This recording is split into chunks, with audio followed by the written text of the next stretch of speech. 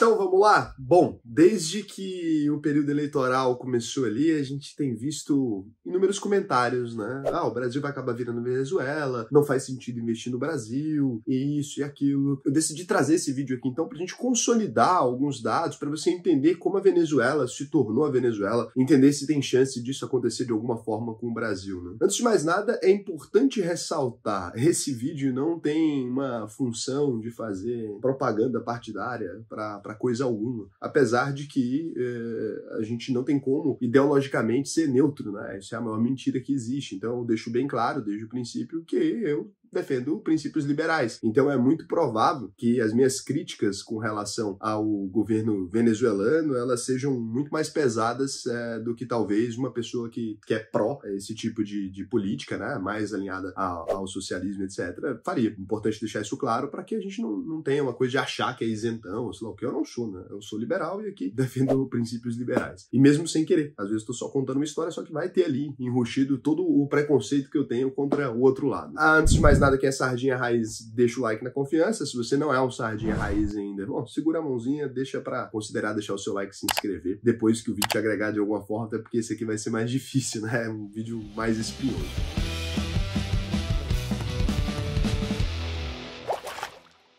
Então, a primeira coisa que a gente precisa para parar de falar, olha, o Brasil vai virar a Venezuela, sem saber o que tá falando, é entender o que aconteceu na Venezuela, né? Essa é uma história que é difícil de explicar. Eu vou tentar não entrar muito profundamente, porque senão fica um vídeo muito extenso, muito chato, mas pelo menos te dá uma ideia geral ali. Existia um governo na Venezuela que governava a Venezuela desde sempre, assim, desde a década de 70, talvez antes disso, né? Que é o Acción Democrática. O Acción Democrática, ele era ali, na época, o presidente, quando começa essa história específica que eu vou contar pra vocês, o presidente na época é o Carlos Andrés Pérez. Esse cara, ele tinha uma política que na Venezuela era vista como uma política neoliberal ali, mas esse cara, na verdade, não era muito bem um liberal, não. Ele tinha grandes interferências na economia e etc. E o que acontece é que a Venezuela começou a ter muitos problemas econômicos ali, né? Então tinha muitas pessoas mais pobres, tinha gente apedrejando ônibus, aquela coisa doida. Então a Venezuela estava num momento muito complicado politicamente e esse cara estava muito impopular. Como esse cara estava muito impopular, surge ali, né, no cenário nacional, um revolucionário, um cara que queria remover a ação democrática do governo, mas não de maneira muito democrática. Ele queria realmente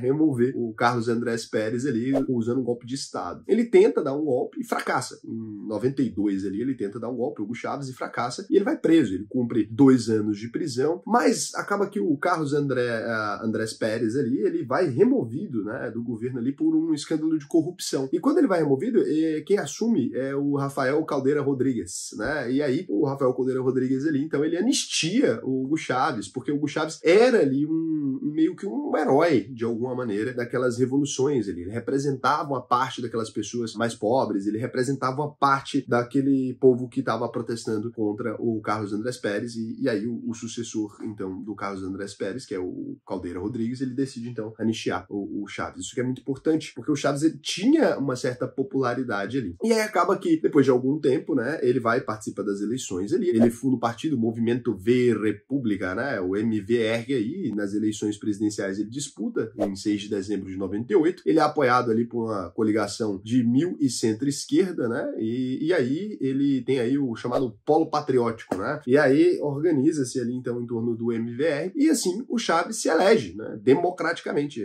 com 56% dos votos válidos, ele ganha a eleição. Essa eleição é considerada limpa e ele começa a defender uma proposta de refazer a Constituição. Um processo também que aconteceu no Brasil também. Aí 70% dos venezuelanos ali naquele momento, eles eram favoráveis a modificar a Constituição, então. Então se modifica a Constituição, se altera várias coisas na Constituição e que deixam a Constituição um pouco mais, né, a esquerda, muito mais, na verdade, estou sendo bem moderado aqui com as palavras, mas é isso. Essa se chama a Constituição da Quinta República da Venezuela. E hoje em dia é a República Bolivariana da Venezuela. Então essa Constituição, ela tem vários problemas ali, e um dos maiores problemas é ampliar os poderes do Executivo em relação às outras casas. Então acaba por centralizar o poder, né, ele deixa o poder um pouco mais centralizado. E aí em 2000, teoricamente, o Chávez deveria cumprir um mandato de 5 anos, mas vão alterar a documentação, 2000 ele se elege novamente, né? E aí acontece uma reeleição e ele também tem a maior parte dos assentos na Assembleia Nacional, assim, ele começa a ter também um pouco do parlamento ali. E assim,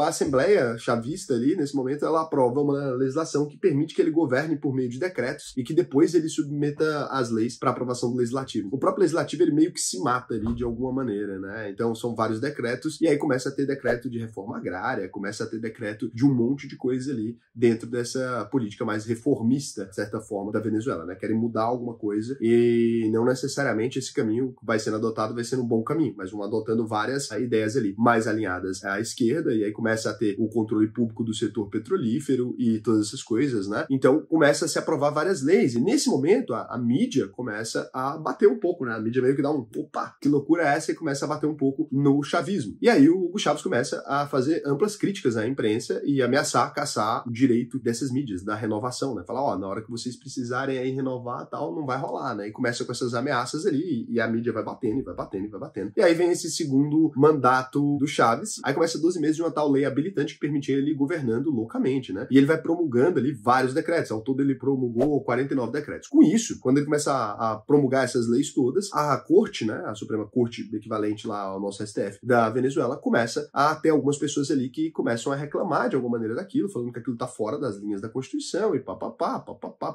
Ele começa a demitir gestores da estatal de petróleo, ele começa a colocar a gente dele em todos os lugares do governo praticamente, e as pessoas vão ficando meio, putz, cara, que loucura, esse maluco realmente tá se encaminhando pra uma ditadura. Já estava basicamente indo pra uma ditadura ali, mas estava indo a passos largos. E até esse ponto aqui, a Venezuela tinha reduzido os índices de pobreza. Então, assim, a primeira fase do governo dele ali não foi de tudo horrorosa, né? Apesar de eu não concordar com o caminho que foi feito aquilo, os números, eles não eram terríveis ali nessa primeira fase, né? E aí as coisas começam, realmente, obviamente, depois de tanto de besteira que eles vão fazendo, as coisas começam a se deteriorar, de certa forma, ali, né? E além disso, a principal commodity venezuelana, que é o petróleo, começa a baixar de preço. Quando dá mais ou menos 2002 ali, né? Começa-se a realmente ter uma movimentação dos militares e da coisa toda, do pessoal tentando remover o Chávez mesmo. Tem uma tentativa de um golpe em 2002 para tentar remover o Chávez, porque ele estava já num golpe, né? Então era um contra-golpe, acredite isso aqui. Mas isso não dá certo. A imprensa fica a favor desse golpe para tentar tirar o Chávez e tarará. E aí acaba que o Chávez consegue neutralizar esse golpe e ele vai ficando cada vez mais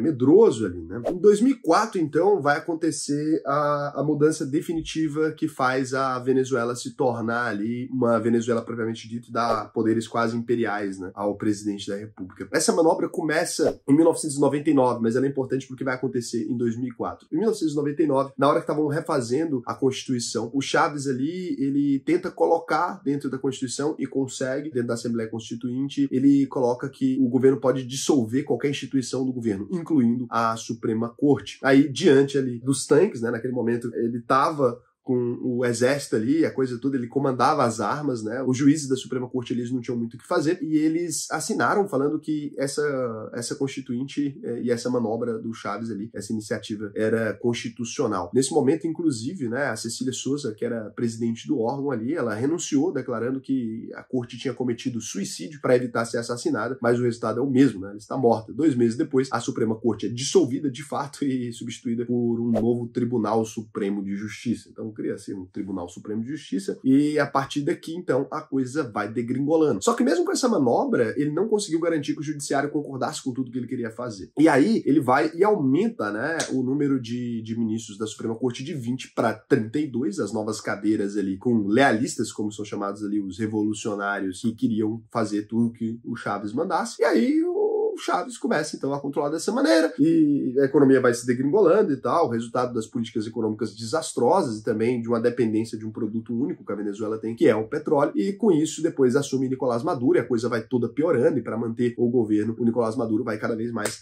pesando a mão e a gente chega nessa ditadura da maneira que tá. Então, assim, é uma ruptura democrática em fases aqui, né, e até se tornar, de fato, uma ditadura ali. Em algum momento, a Suprema Suprema Corte, então, consegue ser dominada de alguma maneira. Nesse momento, a gente começa a ter um governo mais ditatorial, porque não tem quem possa contrapor aquele governo especificamente, né? O controle da Suprema Corte ali, junto com poderes imperiais para o executivo, eles conseguiram primeiro ir minando cada parte, é importante lembrar disso, né? Então, um líder muito popular assume, depois controla a Assembleia, o Congresso ali, praticamente o Congresso começa a votar umas leis melhorando a vida dele. Aqui teria que ter o Senado também nesse caso aqui, no nosso caso, né, para poder ir votando essas leis também. E a partir disso, dominadas essas três esferas do poder, você fica refém ali somente de uma, que seria a que te barra constitucionalmente. Aí, com isso, você teria o poder por completo no Brasil, né? Se você consegue também colocar o STF ali na coleira curta ou dissolvê-lo de alguma maneira, como foi feito na Venezuela. Baseando-se nisso, né, você consegue enxergar o Brasil hoje sendo dominado por um ditador que consiga isso? Eu diria que no momento atual do Brasil é muito difícil, primeiro porque o Congresso, né, foi eleito agora um presidente que é o Lula, de um partido mais de esquerda, que não assumiu ainda, mas foi eleito, e a gente tem os congressistas ali que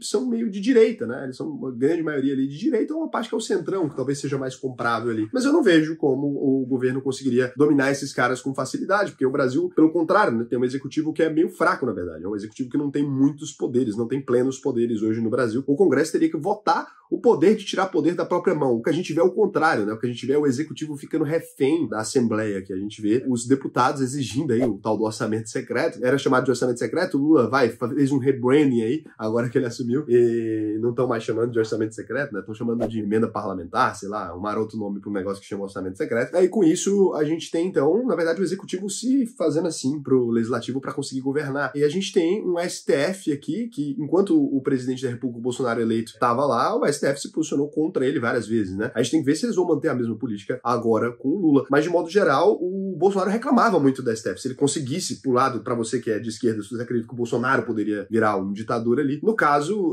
foi difícil, né? O STF se mostrou como eficaz nesse caso, porque colocou toda hora plau, plau, plau. Inclusive, algumas pessoas agora criticam o STF, que pode estar se tornando a ditadura do judiciário, né? E, então, a gente vê que tem esse equilíbrio, de certa forma, porque toda hora alguém fala que alguém quer virar ditadura aqui e um tá meio que segurando o outro ali de alguma maneira. O problema é quando todos eles se concentram e tal. Eu hoje, tá, no Brasil, eu não vejo como, mesmo vendo muitos os poderes saindo das esferas toda hora, eu vejo isso acontecer o tempo todo, tá? A galera pulando o que tá escrito na Constituição ali e, cara, realmente indo pra um lado meteção de louco.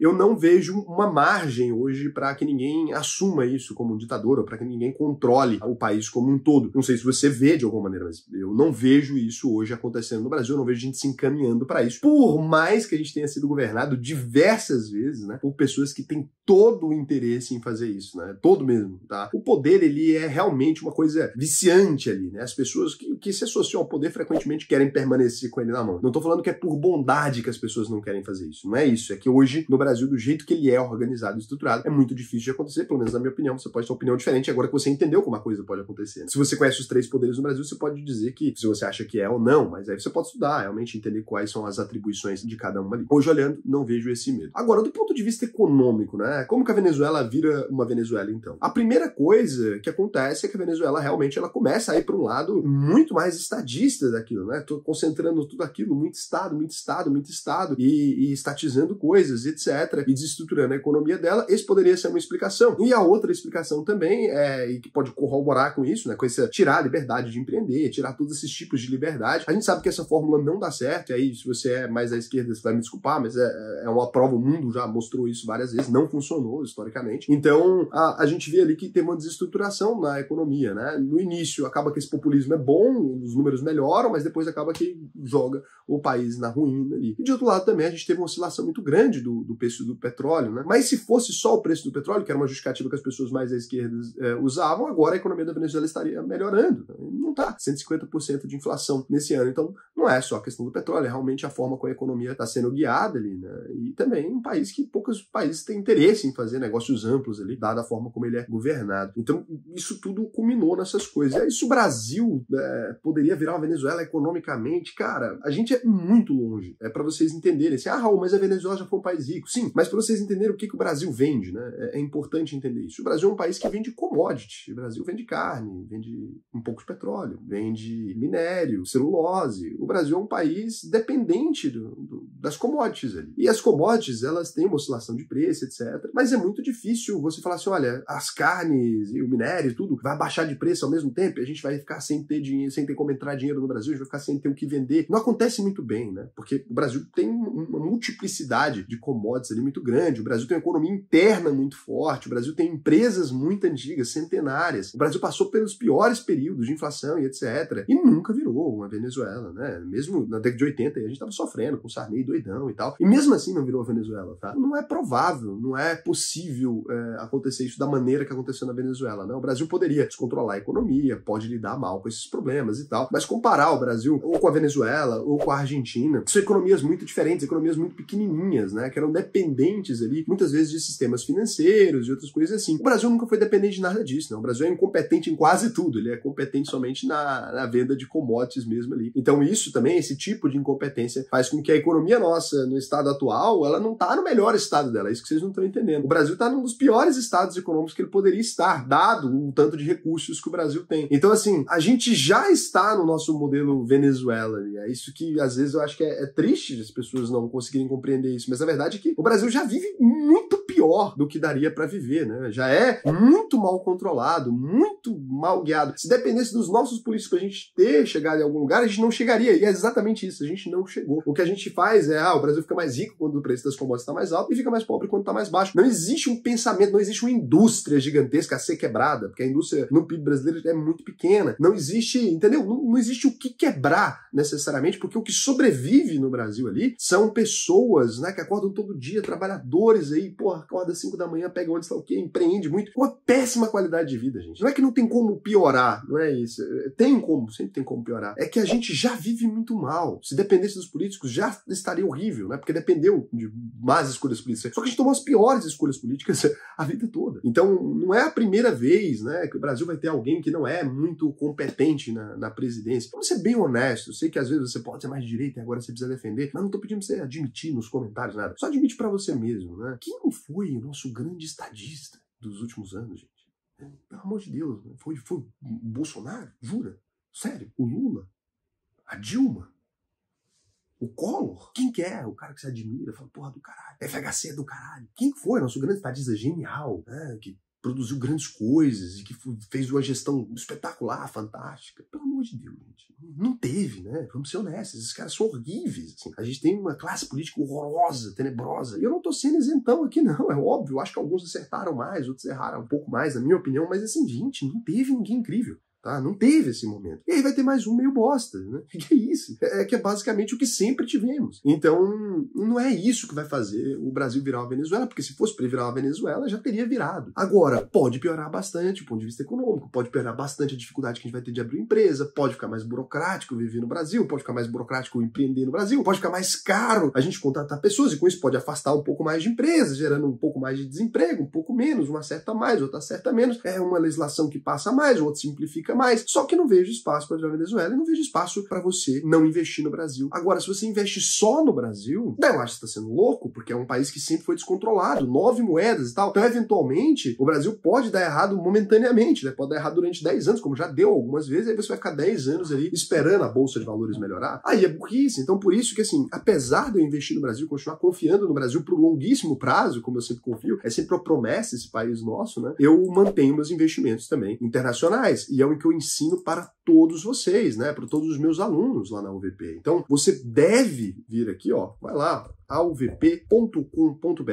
vê quando começa a próxima turma, tá? 8 semanas é o que eu preciso para mudar completamente a sua vida. Eu tô falando de 8 semanas mesmo, tá? Para você não ter mais que se preocupar se você tá no caminho certo ou não, para você saber investir no Brasil, no mundo, formar uma carteira e viver de renda em qualquer parte, né? Mesmo que um dia você não queira mais estar no Brasil, eu não saio daqui, que eu adoro esse país, mesmo que um dia você não queira mais viver aqui, eu te ensino realmente tudo que você precisa para isso. Clica no botão para preencher o seu questionário. Só algumas perguntas que eu vou fazer para ver se eu consigo realmente te ajudar. E, cara, você se matriculou na UVP aqui, eu te dou uma garantia, tá bom? Ó, Raul, eu não gostei, realmente fiz o curso, não funcionou pra mim. A gente devolve 100% do seu dinheiro depois que você emitiu o certificado. Não é garantia de 7 dias, antes de começar o curso. Não. Depois de emitir o seu certificado. Você pode ver lá no Reclame Aqui, a gente não tem nenhuma reclamação. Nunca reclamaram da gente, porque a gente realmente tem essa política aqui de devolver tudo. A gente tem 2 anos registrado lá no Reclame Aqui. Tem uma reclamação aqui, né, que você fala, Raul, mas tem uma. Mas é uma falando que a UVP está sendo injustiçada pelo Reclame Aqui. Então, você sabe que pode confiar em mim. Você sabe que eu realmente sou, cara, com o meu trabalho muito comprometido. Então, vai lá.